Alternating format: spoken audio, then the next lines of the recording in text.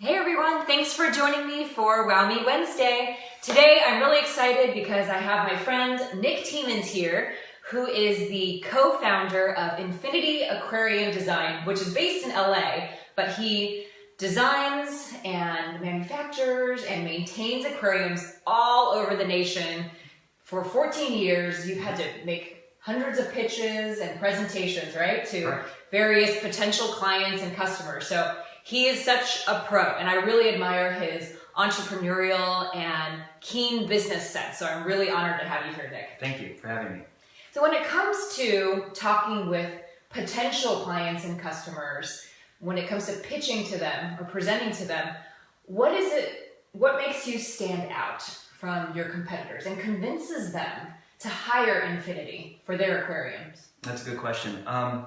I think for me, the biggest advantage that we have, and really that any business could have, is being able to know what you're able to provide to your customer from A to Z. So it's important to stay up on the latest advancements, the latest technology within any trade or information in general, so that you can articulate that availability back to your potential clients. And that's what we pride ourselves on, is knowing the latest and greatest in aquariums. So you set yourself up as the experts, and Absolutely. You're able to then educate your clients and impress them with that knowledge. Sure, we're constantly involved with trade shows and organizations that bring new equipment and new fabrication opportunities, new designs to our trade, and we love soaking that stuff up like a sponge, because we're hobbyists and fish enthusiasts to our core. And we love to be able to show people what we can do. Right.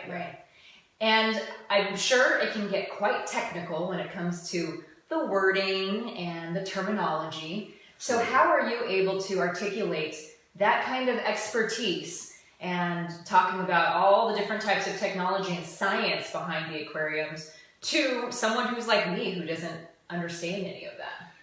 Sure. So there's obviously a big creative component to what we do, because the end result is this beautiful display full of fish and corals, and it's really an entertaining piece.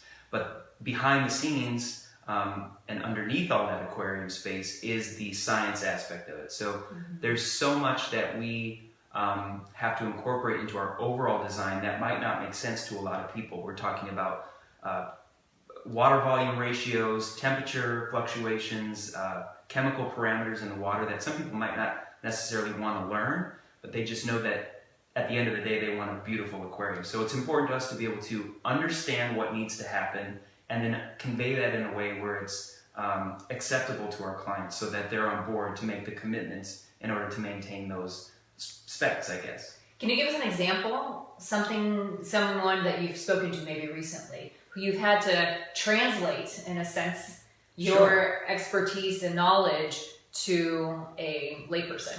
Sure. So we recently did an installation in Los Angeles. It was a 280-gallon coral reef aquarium, which is a saltwater aquarium filled with fish and corals from around the world. And the installation was fairly elaborate. The end result was a picture-framed square tank built into a wall. But of course, in order to achieve that, we had to do construction. We had to make electrical provisions, plumbing provisions, audio-visual provisions, so that we could have it on a smart system and we could monitor the parameters from our smartphones. And the client initially didn't expect all of that to be incorporated into this project. So it was important for us to let her know, A, how important it was, that it was critical to maintaining the aquarium and letting the livestock thrive.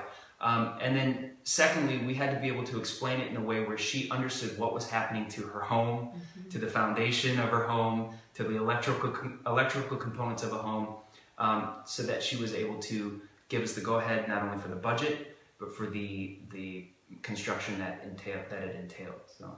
Gotcha. So no matter if you are designing aquariums, or if you're a financial advisor, insurance agent, or if you're a coach or a consultant like me, it's really knowing your audience, right? It's understanding their depth of knowledge, understanding what they're looking for. In this case, it's beautifying, many times, right? Beautifying your home or your office, but there's a lot more behind that they don't know. So understanding what their needs are and how you're able to solve the problem, and really accentuating, explaining the value you offer and what they could be losing if you don't use your particular services, wouldn't you say? Sure, absolutely. And I would follow up with that by saying, it's so important to know your business inside and out. It's also important to know who your customer is, but you don't want to underwhelm them or overwhelm them. So it's a fine line you have to walk to be able to give them the right amount of information without driving them crazy, so to speak. You don't want to overload someone with information if they don't need it, or B, if it's not important to their particular project. But at the same time, you don't want to come unprepared. You want to be able to explain the right amount of information, whatever your business may be, that's critical to obtaining that new client and having a long relationship with them. Good point. How do you gauge that? How do you walk that fine line? Well, in speaking to aquariums, a lot of times, in fact, most of the times, like I said, people are coming to us because they want an aquarium. So there's already an initial enthusiasm. Right.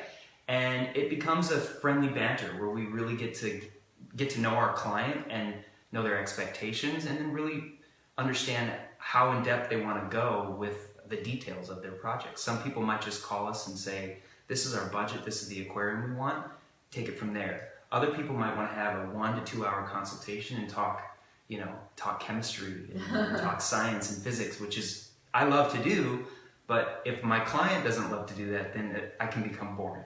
Right. Or overwhelming to them. Right. And you have to, for those who are scientists and know that technical detail, you have to be able to match them or meet them at that 100%. level too.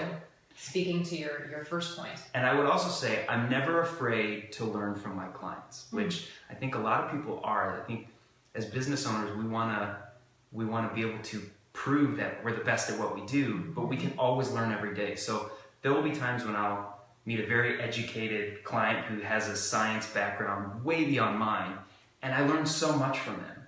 And I use that as a tool to bring to my next consultation. And I'll be very humble and say, wow, I never knew that. I never knew the calcium alkalinity ratio before, but how else are you going to learn it? If you're not picking up the right book or not going to the right class, sometimes the best way to learn things is from someone else. True. Very good point. Humility sometimes takes you a long way. Nothing wrong with a little humility. Right, and to be able to relate to your client. And I think a really important point in communication is just listening, right? Listening to what the client is looking for and hoping for. And that way you can gauge how much info to give them, whether it's at this level or down here. So thanks so much for your expertise, Nick. That was really, really valuable, not just for communicating and speaking, but I think in overall business. Well, thank you very much. Thank you. Thanks for joining me, guys. If you would like to leave some comments below, we would love to hear your feedback. And also, if you want to get some more tips on communicating with confidence, log on to my website at jessicachangconsulting.com and leave your email for me. I'd love to stay in touch with you.